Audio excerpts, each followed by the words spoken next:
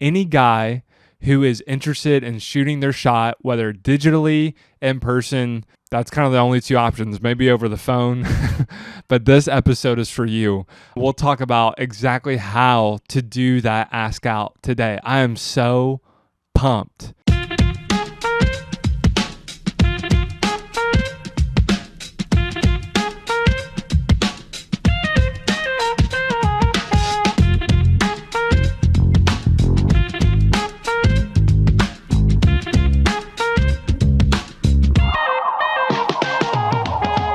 What's up, podcast world? This is your boy, JJ. We got a heater of an episode. I know you guys have been dying for this kind of content. You're like, yes, man, the emotional health stuff. Yes, man, the singleness is a gift stuff. Thank you so much. Just how do I shoot my shot? Should I shoot my shot? So, bro, yes. What I love about the Heart of Dating podcast is we cover it all. Like, think about those nitty-gritty, really practical tips and details and questions of dating.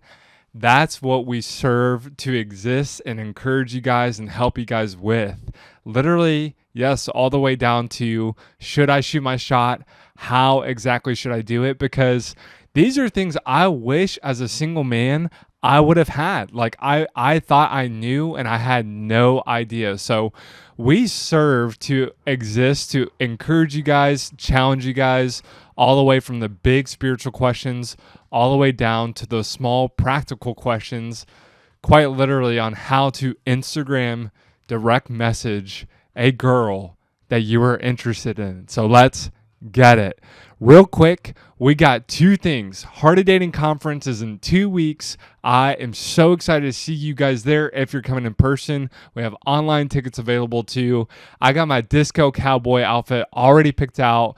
I can't wait to drop it. It is like maybe one of 2 times in my life where I've planned out an outfit ahead of time and I've been excited about it. I guess maybe my wedding was the other one. I was a little bit more excited to see Kate and her outfit. I didn't care too much about mine. But that being said, my disco cowboy, think about that combo. It's dangerous. That is a dangerous combination for some of those single mogs out there. So, hey, let's not cause our sisters to stumble, but let's get after it, okay? I can't wait. What I'm loving in my life, you guys just know I love to hook you up. If you're a dude listening to this and when it comes to your shoe game, you're not a Jordan guy, you're not one of those, sneakerheads who wants to go, like you want something that's awesome, safe, easy to match with any outfit and looks sick. The Reebok Club C 85 vintage shoe. Yes, like Reebok Club C 85 vintage shoe. Amazon. They'll have it up there. It will go out of stock like every other week, but when it's on, it'll go on deal. And right now it's on deal. It's like $52. Get your shoe. It's true to fit. And I've literally worn it to work out, play pickleball, on date night, in the church. It's that versatile. Best shoe I've ever owned.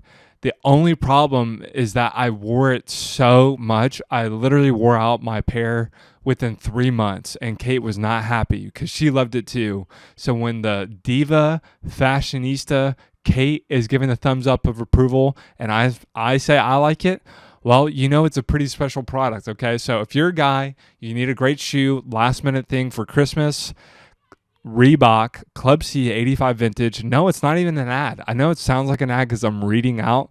I just don't want you guys to miss out. Get that nice beige color with the green accent. That's my favorite one. And you guys will get so many compliments on your shoes. And let me just be honest. I never got told I smell good. I never got told my outfit looked great. I never got told I had a nice haircut until I met Kate and she kind of worked her magic. And sometimes we need that, and that's okay. But, I'll just leave that at that. Some of you guys care about your looks. Some of you don't care.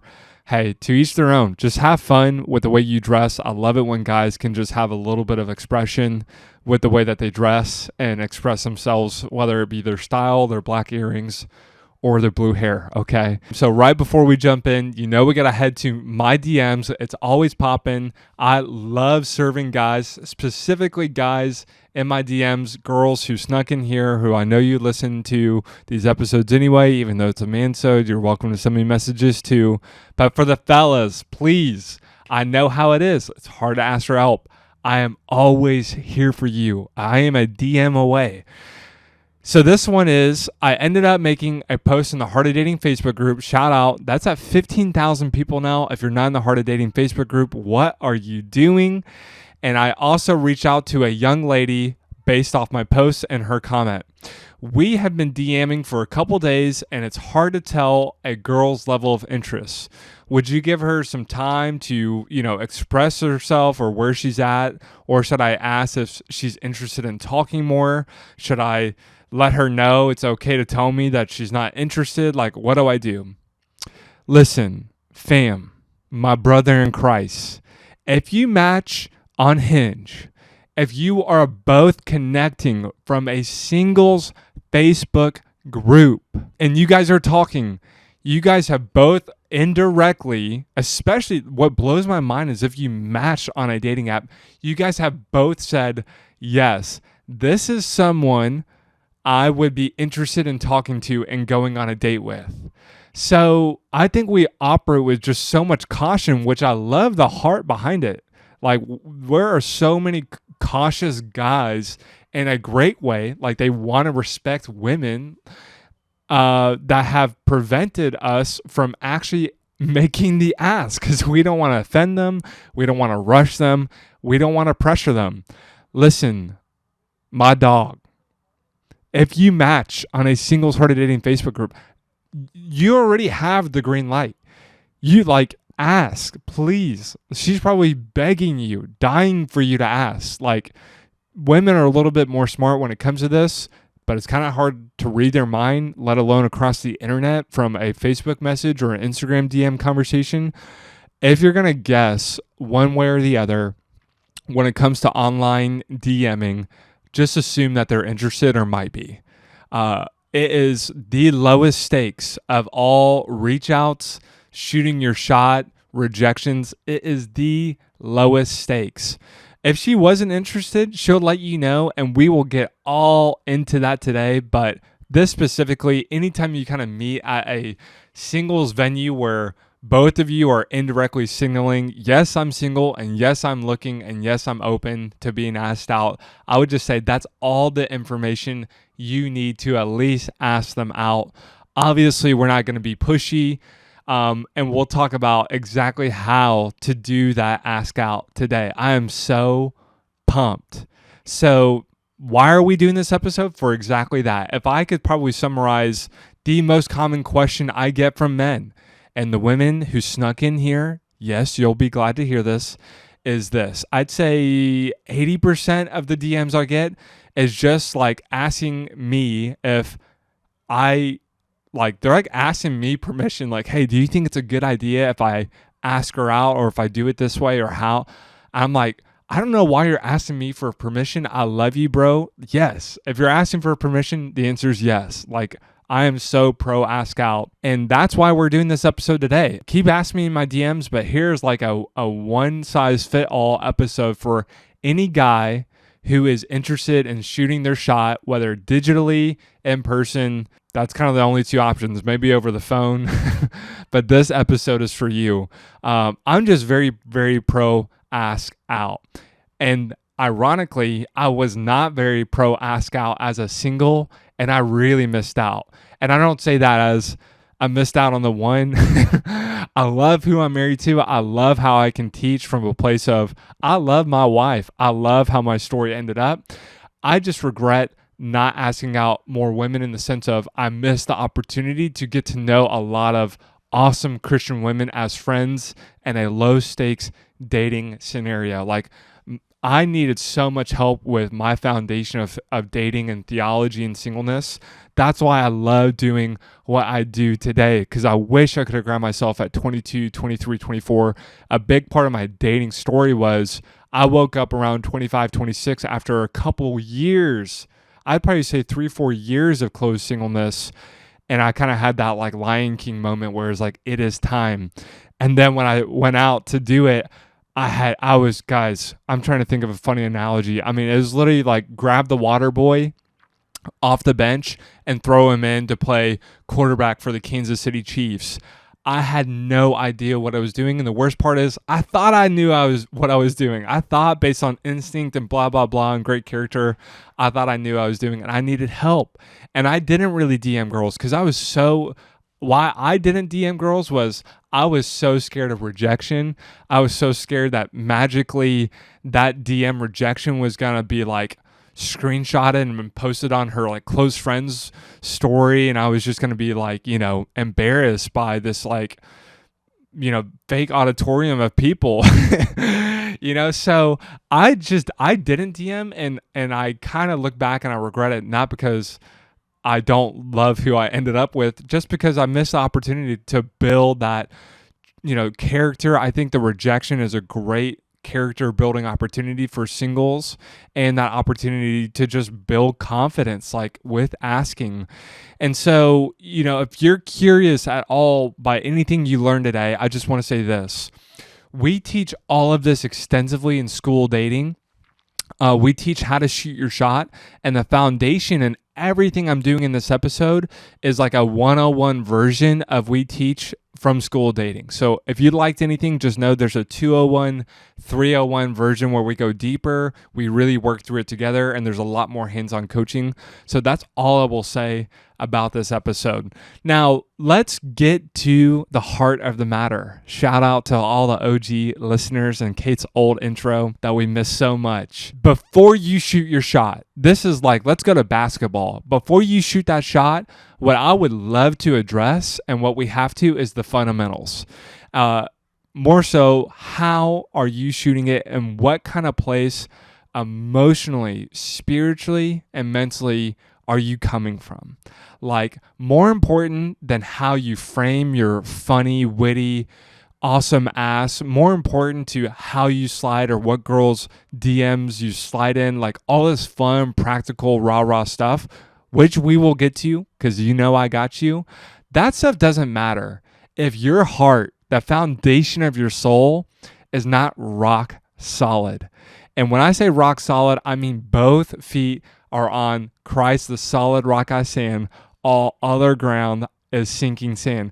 And I quite literally mean that. Like, your life can be so structured and rooted in Christ. It's not just Him, but in day-to-day life and reality of how you operate. You are divorced from the results of life. You are so rock solid, you walk in something, as cheesy as it sounds, that is real. Godfidence. When you walk in the identity of God, you're equipped with a Godfidence to take on life that doesn't depend on the results of life for your identity, for your worth, for your confidence. You see, when we operate out of identity, we can operate already as a being. So often in life, we operate out of a place that we have to do certain things in order that we can have certain results. I do a certain profession. I play a certain sport. If I succeed at that, I can have obviously success. I can have some sort of fame. I could have a great career. I can have an awesome financial situation. And once I do those things, and I succeed and I have those things, then finally I can be somebody. And no, that's not a Kings of Leon lyric, okay? It literally means that your identity has been built on this kind of performative mindset where everything in your identity rests and hinges on the success or the failures of life. Quite oftentimes you find this mentality in athletes where the identity, the confidence of the self-worth of who they are hangs in the balance of a scoreboard on a Friday or Saturday or Sunday, right? I remember in high school football, I was so devastated if we ever lost at all. I mean, it like ripped my heart and soul out. And yes, I'm competitive, and yes, I cared, and those were really great things. But anytime my identity, my self-worth, my confidence is dependent on the promotion I get, or the firing that was just handed to me, or the win or the loss or whatever happens in life, I'm in big trouble. Because if there's one place in my life where you are going to be shredded to pieces with disappointment, sadness, rejection, It is dating. And far too often, we hand over our hearts to complete strangers to dictate and validate our identity and our existence and our worth. If you're going to shoot your shot at all, spiritually and mentally, we just have to be coming from a place of identity where we know who we are, we know whose we are, and then from that place, out of that being, we can do things and we can have wonderful things, but our identity does not depend on the success or the failure of life. I could go out, I could get promoted tomorrow, I could find a wonderful job tomorrow, I could be, my date could be accepted by the most beautiful girl, most beautiful godly girl ever.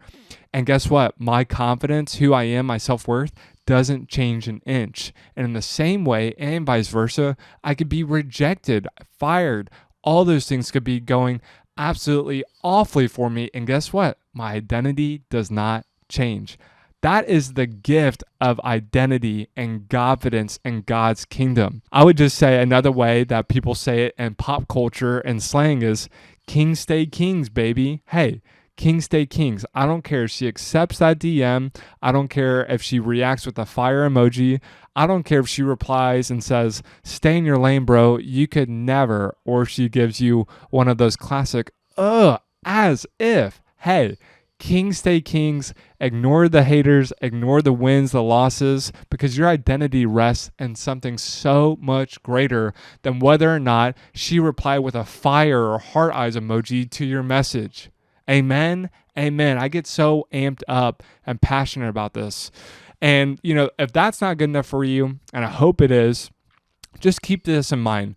When you're making that shot on Facebook, especially with a stranger who you're not even like common community with, who you're never going to see again, like really ask yourself, what is the absolute worst thing that can happen realistically? And if like you're in my mind, we're like, well, she could screenshot it, put it on her close friends, and when I see her in 10 years in life, she's going to tell everybody. Like, hey, realistically, what is the worst thing that can happen?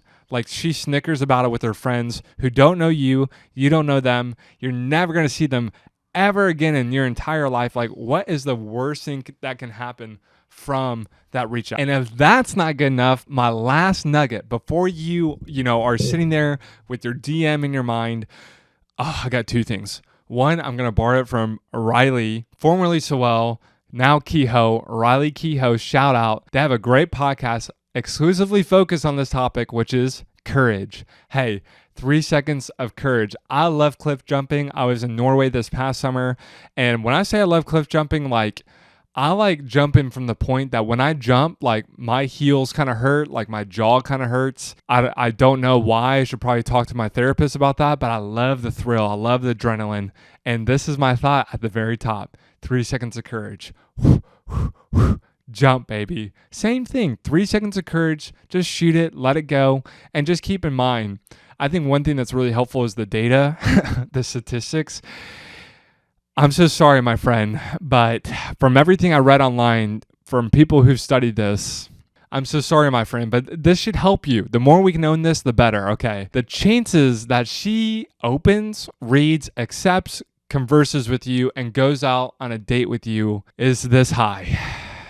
It's about 10%. There is a 10% chance, statistically speaking, that everything will go great and you will actually end up on a date. So knowing that from the front end, I think is so helpful. It's kind of like that baseball theory where it's like, hey, the best batters are batting 300, which means 3 out of 10 times they're hitting the ball and they're happy. And sure, they're frustrated on the other 7, but they know it's just part of the game. Same thing for us. We're batting 100, okay?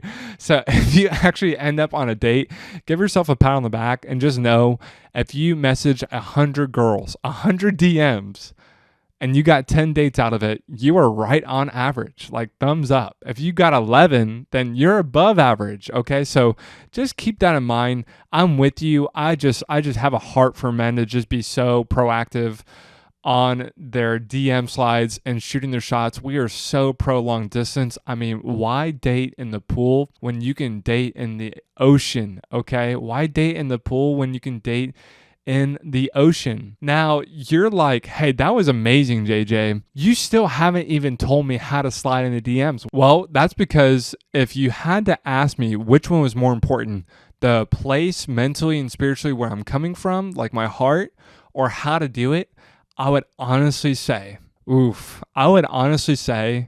mindset and your foundation is probably about 96% more important. And the 4%, the fun part, the cool part, the interesting part, the quirky part, the how to slide in the DMs, that's probably about 4% of the importance here. Like, seriously, that's crazy, but this is just what I've seen from guy to guy. It is so much more important to evaluate and understand where you're coming from and your foundation. It's kind of like, teaching you how to tie a hook on your fishing pole.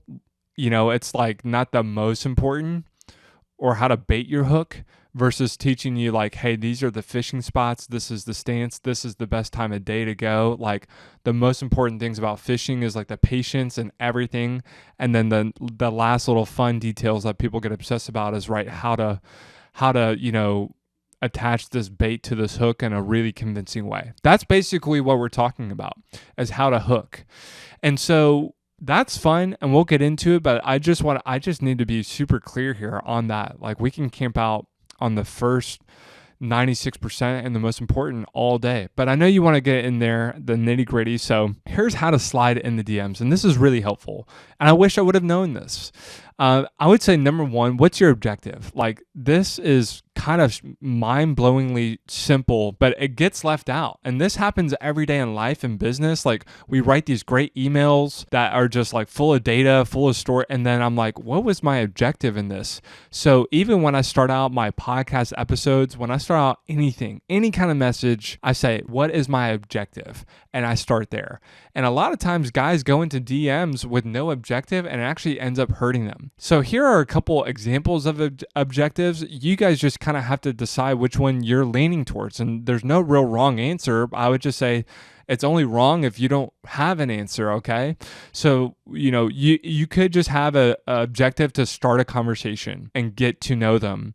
Even then, that one still feels vague for me. A great clear objective off that would be like, start a conversation, because we have no relationship at all. And within 10 to 15 DMs, I'm going to ask them out on a FaceTime date if they're long distance. Within 15 DMs, I'm going to ask them out on a in-person date. Side note on that, when you're making the ask outs, because this is also part of the objective, is this. You can always ask them out in person, but accompanied by that, I always love to include a thoughtful side note of, hey, if you feel safer, I would love to maybe do a phone date, a Zoom date, a FaceTime date, whatever works best for you. You can always give an alternative option in your ask out that is thoughtful and incorporates the fact that you are thinking about their safety and their emotional kind of safeness. And a good example of that I didn't really have growing up. My sister was so much older. She was out of the house when I was growing up, is this. And I love this example. If you're a guy and you're listening to this, it's 11 o'clock at night, you need gas desperately. How are you choosing your gas station? If you probably don't have the response I'm looking for, then you don't know what I'm talking about. If I ask a girl that question, they have one response. The most lit, nicest one that is the most safe. See, that is a response and a answer that a guy is not hardwired culturally or anything, where like if we didn't have sisters, we would never really think about that for a female companion. So in the same way, when we're asking out, we just want to show them that not only do we know what we want, but we also want to be as accommodating and as thoughtful as possible. And to wrap up, the objective and really hit home here, one thing that I say all the time as far as asking out women is this, because we have such a I hate that word toxic.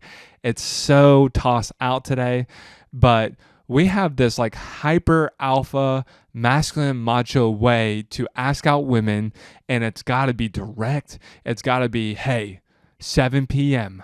Friday night, I'll see your beautiful self. I'll be right out your door. See you then. Confident, walk away. and then she's batting her eyes. That's not how it happens. But that's the only kind of standard we're left with of what a masculine, macho way looks like to ask out a girl. So I would just say this: the most masculine, macho way is to be confident in what you want. If you want to ask out a girl, be confident in that.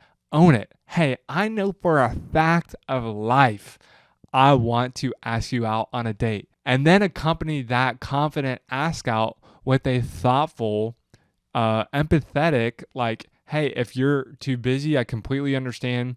Or if it's, hey, also, I know that going out on a date in person can be daunting. If you prefer to do a FaceTime date or a phone call date to make sure I'm not an 80-year-old man who's catfishing you, I'd be happy to do that if it makes you feel more safe.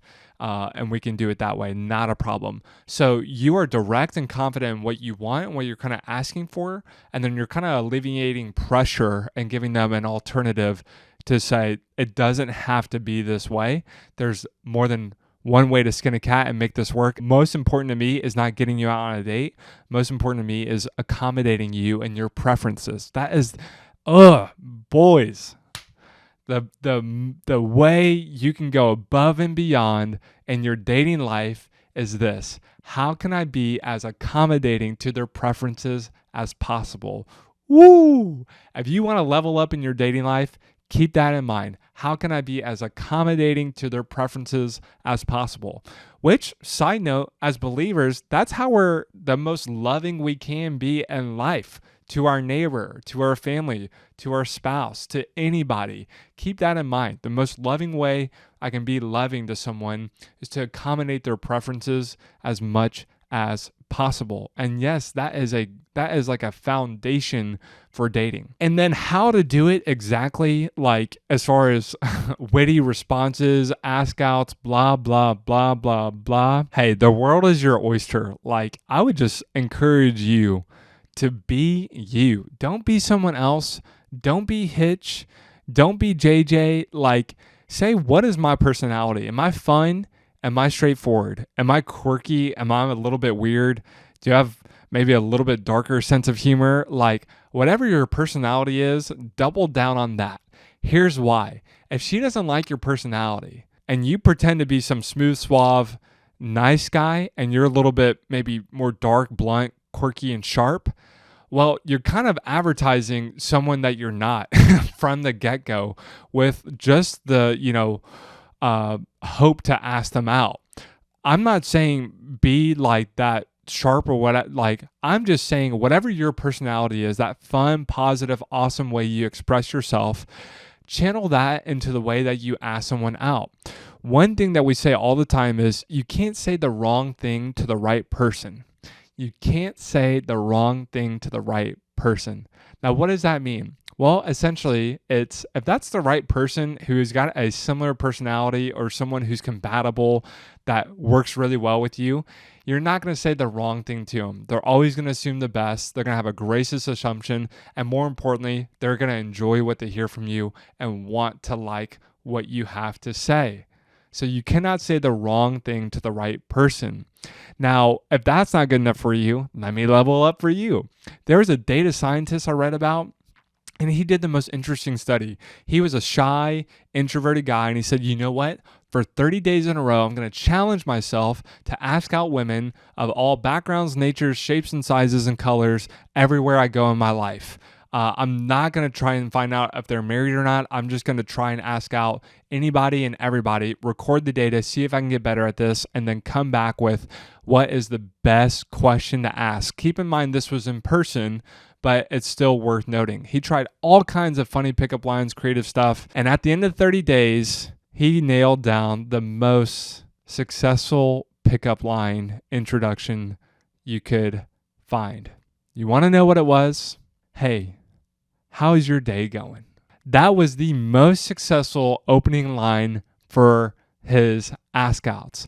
And basically what it came down to was it didn't really matter. It didn't really matter because the reality is that if they're interested in you, they're going to respond. And if they're not interested in you, it doesn't matter what kind of pickup line you use, it's not going to work.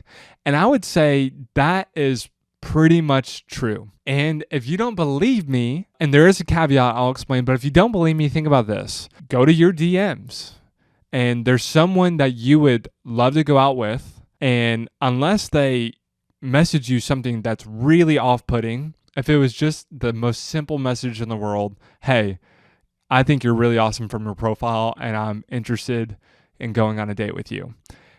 If you are interested in that person, would that work?